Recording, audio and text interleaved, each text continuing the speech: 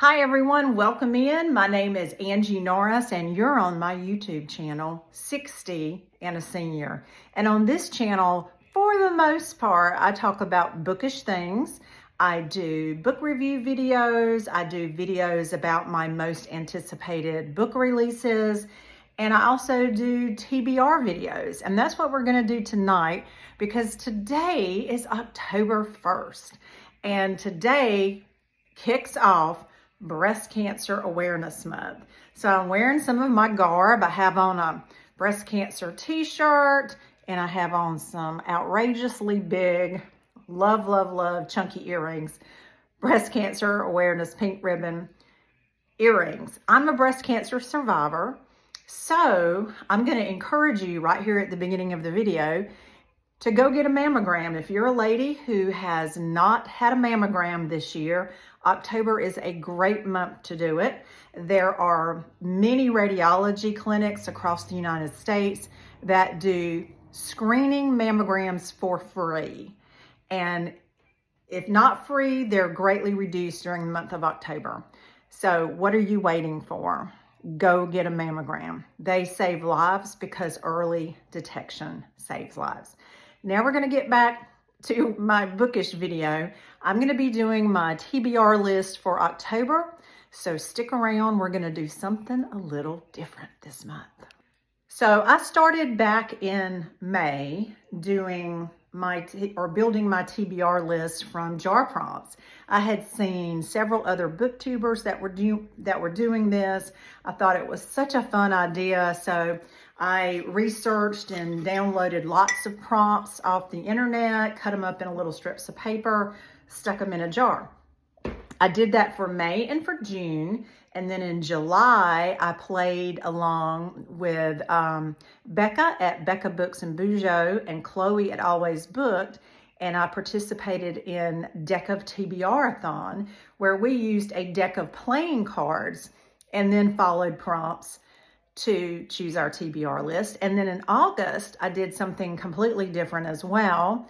I only read books in the month of August that were gifted to me.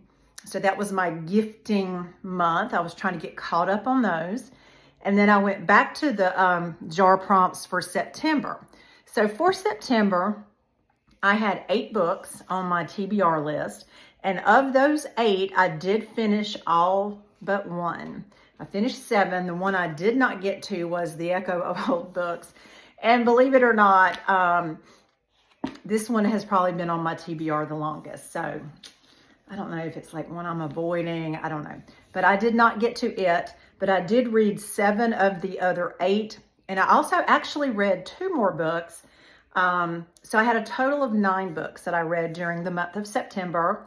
The other 2 were books that I started very late in August and didn't finish until the beginning of September. But they count because I finished them in September. So a total of 9. Now, for the month of October, I'm not going to put quite as much pressure on myself. I had 8 on my TBR last month, and I do average between 7 and 10 books a month. But we're going on vacation in the month of October, so I'm going to cut my TBR list back to 7. I already have 2 books that I have to read for book clubs, so I'm going to go ahead and show you those and get that out of the way. First of all, I'm going to put Echo of Old Books back on the shelf. The 2 that I'm reading for book clubs are The Night Swim by Megan Golden and Remarkably Bright Creatures by Shelby Van Pelt. Believe it or not, I have not read this book yet, but one of the book clubs that I'm involved in that meet in person chose this one. So those are 2 musts that I must get to in the month of October. Otherwise, I'm going to let prompts choose my TBR, but I'm going to use a new deck of cards that I ordered called Reader Roulette. And they have prompts on them, but it's a deck of cards and I can shuffle them. And I thought it would be fun to give these a try. So I'm going to choose 5 more books. And what I'm going to try to do, if the prompts will allow, I'm going to try to choose books that are either mystery, thriller, horror, anything that would fall into spooky season, because October is spooky season. All right, so stay tuned. I'm gonna shuffle the cards and then we're gonna get started. Boy, these cards are really stiff, and they're kind of like not regular size playing cards, so they're a little bit more challenging. I have a little table beside of me here. A little bit more challenging to shuffle. So I've shuffled them about 3 times. See how they're kind of already bent a little bit, just trying to bend them to shuffle them. Anyway, so I'm gonna cut the deck a couple of times just to shuffle them here again, and just to make it easier, instead of spreading them out, fanning them out, I'm just gonna pull one off the top here. I pulled 2. Read a book that inspired a TV show. Okay, wow. Stay tuned. Okay, remember, I'm trying to keep it in mystery, thriller, horror, anything spooky.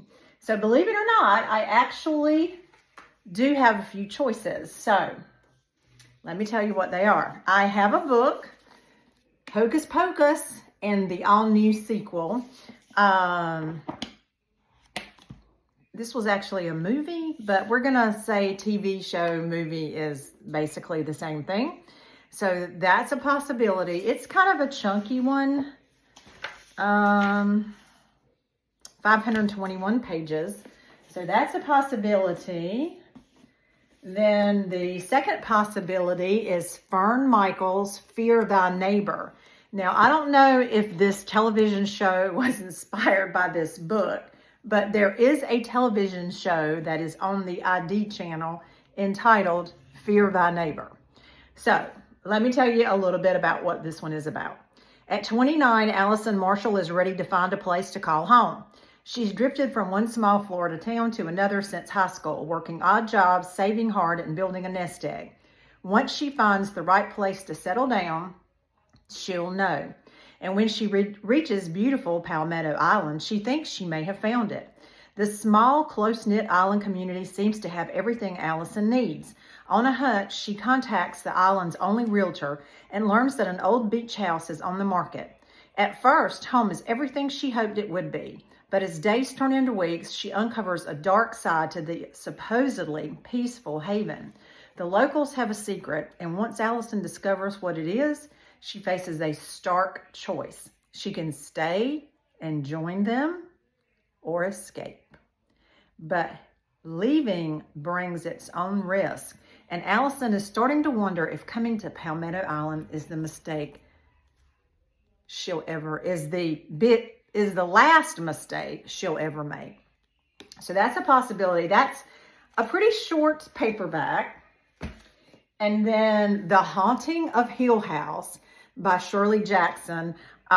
Someone just gifted me this book. I had it on my Amazon wish list, and this book was published a long time ago, but when I was looking up books to read during the spooky season, this was like a must-have. This came out in 1959. So this is a possibility. It was made into a movie.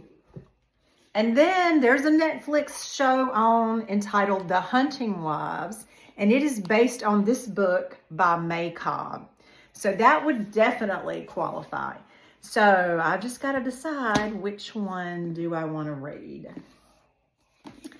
I just finished watching this Netflix series, and I am curious about whether or not the television series followed the book, but I think I'm going to go with The Haunting of Hill House because it's supposed to be spooky, it's supposed to be horror, and I want to read something horrific during October. I know that may sound crazy, but I do. All right, hang on. We're going to draw another card. Okay, I'm going to shuffle them again. I tell you, shuffling them the traditional way is really just bending the cards. So let me bend them back the other way. I'm going to cut the deck one more time. And then we're going to pick one off the top. So let's see what it says. Read a book with a one-word title. Stay tuned. Okay, this one's a little hard because honestly, this is my TBR shelf.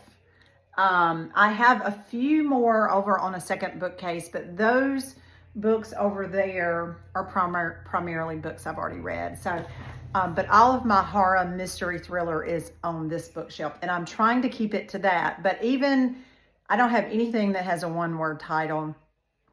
And so I ventured out to my historical fiction, my romance, my classics. I have no books on my TBR list that have a one-word title. I even checked my Kindle list. So I'm going to improvise, and I'm going to say that the word "the" doesn't count. So I just grabbed a couple of the mystery thrillers. I have The Crash. So if we take out the I'm cheating, I know. But hey, it's my TBR list, so I'm making the rules.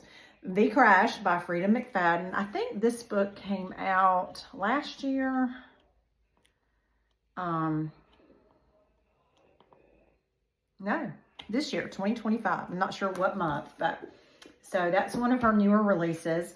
And then I saw someone else talk about this on a BookTube video, The Reformatory by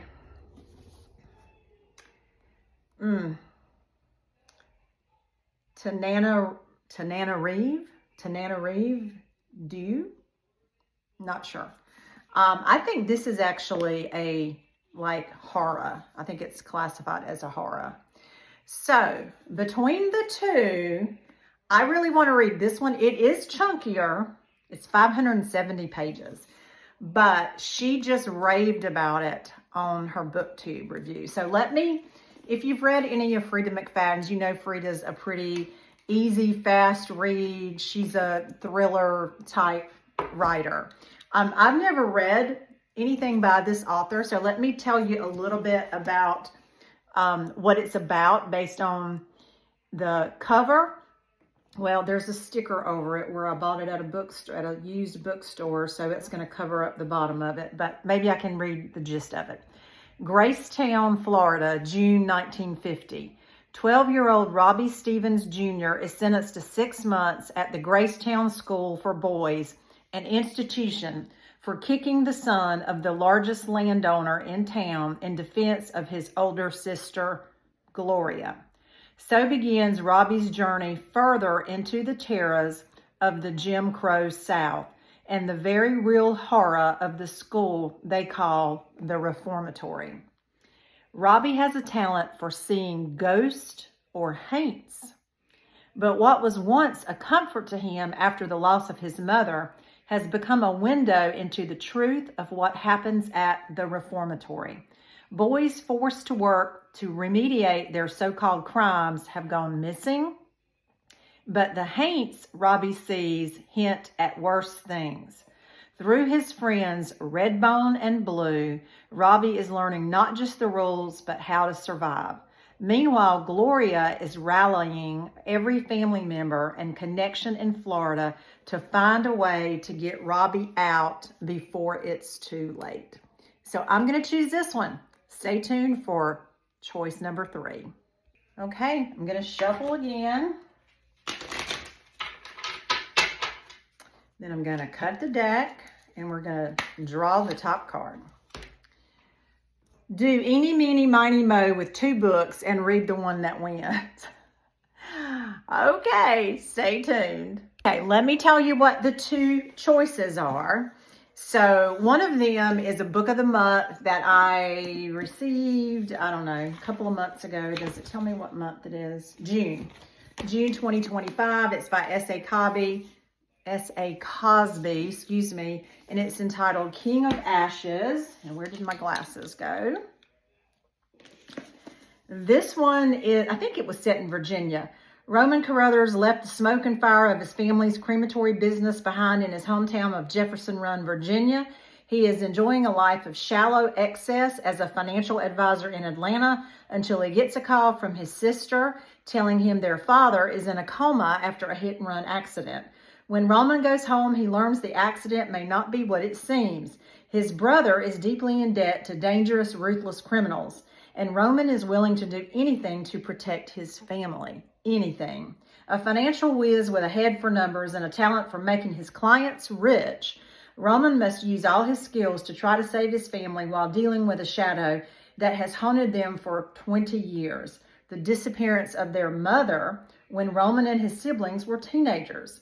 It is a mystery that his sister, who has sacrificed so much of her life to hold her family together, is determined to solve once and for all. As fate and chance and heartache ignite their lives, the Carruthers family must pull together to survive or see their lives turn to ash, because as their father counseled them from birth, nothing lasts forever. Everything burns. So that one sounds interesting. And then I just got this in the, well, not in the mail, but by Amazon delivery yesterday. It just released yesterday. It is the 5th book in the Thursday Murder Club series by Richard Osman. This one is entitled The Impossible Fortune, and I absolutely loved all 4 of the previous books. I'm not going to go into much about them. I've talked about the Thursday Murder Club on here before, but these are my 2. So what I'm going to do is I'm going to put them up like this, and I'm going to do eeny, meeny, miny, mo. So are you guys ready? Eeny, meeny, miny, mo. My mother told me to pick the very best one, and that is Y-O-U. Yes, I get to read the next book in the series and continue a series at the same time. Love it. Stay tuned. Okay, choice number 4. I said we were going to pick 5 because I have 2 that I have to read. All right, so I shuffled them. I'm going to cut them. We're going to take the top card. And it says, choose a book by an indie author. All right, stay tuned. All right, so I had to look up and make sure that I was on the right path. So when it says indie author, this is what it means. An indie author is a writer who self-publishes their own books or works with small independent presses, allowing them to maintain creative control and ownership of their work. They often produce unique stories that may not fit mainstream trends, providing readers with diverse perspectives. So let me see what my choices are. If I don't have any, we may have to choose another card, so stay tuned. Okay, I cannot find one that would be considered an indie author in my mystery, thriller, horror, spooky season books. And I really want to keep them in that genre if I can. So we're going to choose a different card. We're going to leave that card out so we don't choose it again. Actually, I'm just going to take the very next card off the top. Choose a book with flowers on the cover. Oh my, we may not find flowers on a spooky book, but stay tuned. Okay, I did actually find 2 choices. The first one is Forget Me Not by Stacy Willingham. And at first I thought it was just grapes, and it may still be, but there's a flower on this vine, if it's a grapevine or whatever. So let's see what this is about. 22 years ago, Claire Campbell's older sister, Natalie, disappeared shortly after her 18th birthday. Days later, her blood was found in a car. A man was arrested, and the case was swiftly closed. In the decades since, Claire has attempted to forget her traumatic past by moving to the city and climbing the ranks as an investigative journalist, until an unexpected call from her father forces her to come back home and face it all anew. With the entire summer now looming ahead, a summer spent with nothing to do in her childhood home with her estranged mother, Claire decides on a whim to accept a seasonal job at Galloway Farm, a muscadine vineyard in coastal South Carolina, less than an hour away from where she grew up. At first glance, Galloway is an idyllic escape for Claire, a scenic retreat full of slow-paced nostalgia, as well as a place where her sister seemed truly happy in that last summer before she vanished. It feels like the perfect place to pass the time. However, as soon as Claire starts to settle in, she stumbles across an old diary written by one of the vineyard's owners. And what at first seems like a story of young rebellion and love turns into something much more sinister as it begins to describe details of various unsolved crimes. As the days stretch on, Claire finds herself becoming more and more secluded as she starts to obsess over the diary's contents, as well as the lingering feeling that her own sister's disappearance may be somehow tied to it all. So that's a possibility, Forget-Me-Not. And then the other is Lisa Jewell, and this one is entitled Invisible Girl. And let me see what the back cover says. Sapphire Maddox spent 3 years under the care of renowned child psychologist Roland Fors. When Dr. Fors decides their sessions should end, she feels abandoned and begins following him around his neighborhood. Learning more than she ever wanted to know about Rowan and his deceptively perfect family life. On a chilly Valentine's night, Sapphire will disappear, taking any secrets she has learned with her, and Owen Pick might have been the last person to see her. The Fors have always had a bad feeling about their neighbor Owen. He is a bit creepy, and their teenage daughter swears he followed her home from the train station one night. Could Owen be responsible? What happened to the beautiful missing Sapphire? And does her disappearance truly connect them all? Evocative, vivid, and heart-stopping, Lisa Jewell's latest thriller is another haunting, atmospheric, stay-up-way-too-late read. Now, I don't think this is her newest release, but let me look. No, this one came out in 2020. So Lisa Jewell I have read before, and I do like her, but I have never read this author as far as I know. And I am a gal from the South. I'm from North Carolina, so a book set in South Carolina is right up my alley, and it sounds like it's a mystery. So it's going to be book number 4. I got one more, so come right back. Okay, last choice. We're going to shuffle the cards. I'm going to cut them, and we're going to pick the one on the top. And it says, read a book by a new to you author, or new to me.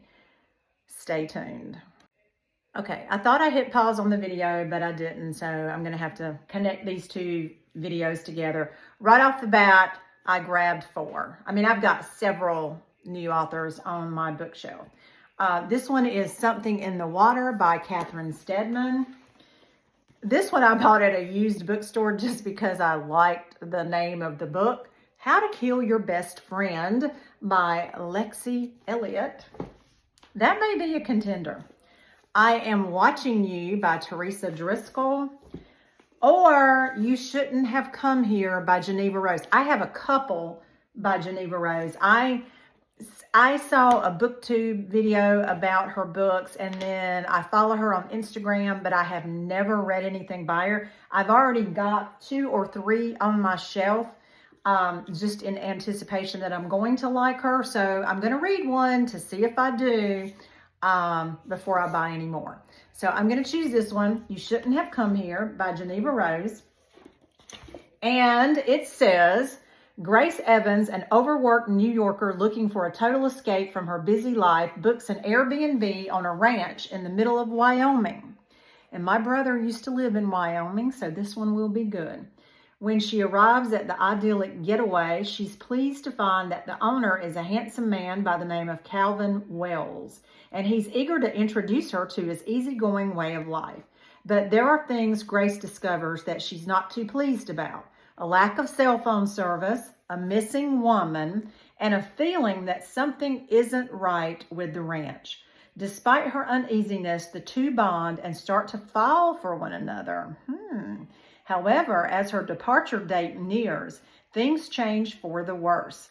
What began as a playful romance soon turns into a complicated web of lies. Grace grows wary of Calvin as his infatuation for her seems to have morphed to obsession.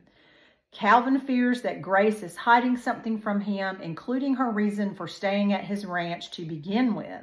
Vacation flings typically end in heartbreak, but for Grace and Calvin, it'll be far more destructive. So I'm going to choose this one. So stay tuned and we're going to wrap it up and I'm going to show you all the books that I've chosen for this month.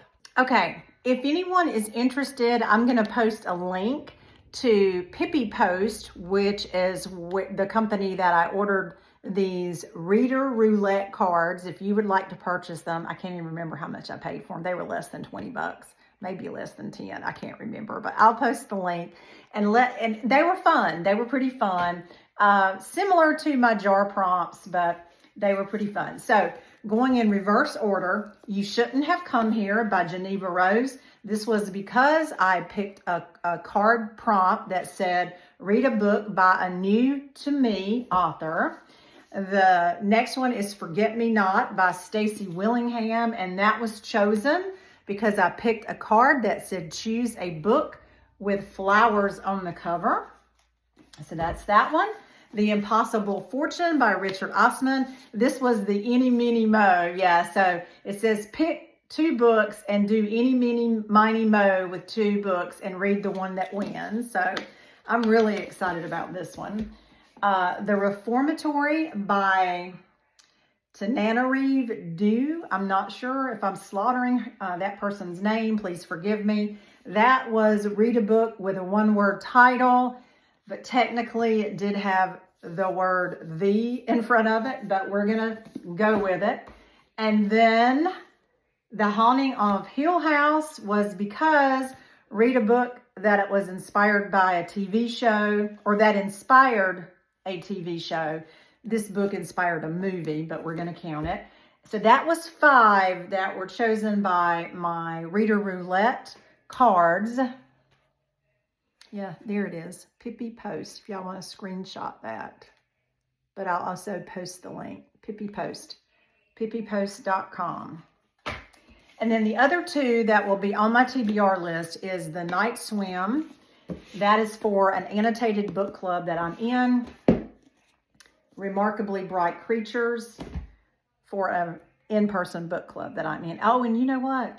Oh my gosh, I completely forgot. I have another book club. Okay, this book club, I am not going to be able to attend the meeting. It's next Thursday, and we're going to be leaving to go to the mountains. I haven't told them yet, so they might watch my video and see it. So this one might get put off reading, but I do want to read it because I have an online book club that I facilitate, and we just chose our book, and it's Darker Daisy by Alice Feeney. So I have to read that one because it's my own book club. Lord have mercy. Where's my brain?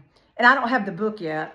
I ordered it from Pango Books, so it will be here hopefully in the next few days. So I can't even start that one yet. But that will be 7 to 8 books that'll be on my TBR list for the month of October. So we'll see how we do. As always, thank you for watching. If you're not subscribing, I would really appreciate if you'd hit the subscribe button and ring the bell so you'll be notified when I upload a new video. Y'all have a great day. And this is Angie Norris with 60 and a Senior signing off.